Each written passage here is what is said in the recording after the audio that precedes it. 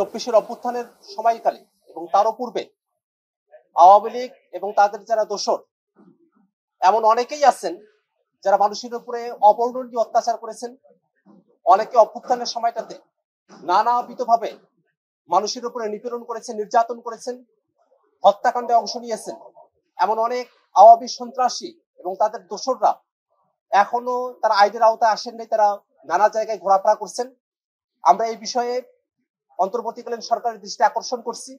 আমরা মনে করি যে বাংলাদেশে আওয়ামী ফেসিবাদের সমাপ্তি বিচারিক প্রক্রিয়ার মধ্য দিয়ে হওয়া প্রয়োজন, এবং সে কারণেই যারা বিগত সময়ে গুম, খুন, অত্যাচার, নির্যাতন, আয়না ঘরের মতো পরিস্থিতি তৈরি করেছে, যারা চব্বিশের অভ্যুত্থানের সময়কালে এবং এরও পূর্বে নানাবিধ হত্যাকাণ্ড সংঘটিত করেছে এবং মানবতা বিরোধী অপরাধের সঙ্গে যুক্ত রয়েছে, সেই সব আওয়ামী লীগের নেতৃবৃন্দ তারা দেশের মধ্যে যেখানেই থাকুক না কেন আইন শৃঙ্খলা রক্ষাকারী বাহিনী তাদেরকে খুঁজে বের করবে এবং তাদেরকে আইনের আওতায় নিয়ে আসবে।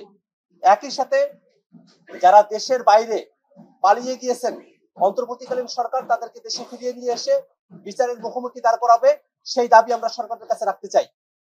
সম্মানিত বন্ধুগণ, আজকের এই সমন্বয় সভায় আমরা সংগঠনের বিস্তার নিয়ে কথা বলেছি। বাংলাদেশে বর্তমানে সংস্কারের যে বিষয়গুলো রয়েছে সেই বিষয়গুলোতে যাতে একটা আইনি ভিত্তি তৈরি হয়, আমরা যেন ঐক্যমত্য কমিশনে যে সংস্কার প্রস্তাবনাগুলোর বিষয় নিয়ে আলোচনা করেছি, বিষয়টি যেগুলো সংবিধানের সাথে সম্পর্কিত সেগুলোকে টেকসই ভাবে বাস্তবায়ন করা সম্ভবপর হয়, সে ব্যাপারে আমরা আমাদের দৃঢ় প্রতিজ্ঞা ব্যক্ত করেছি।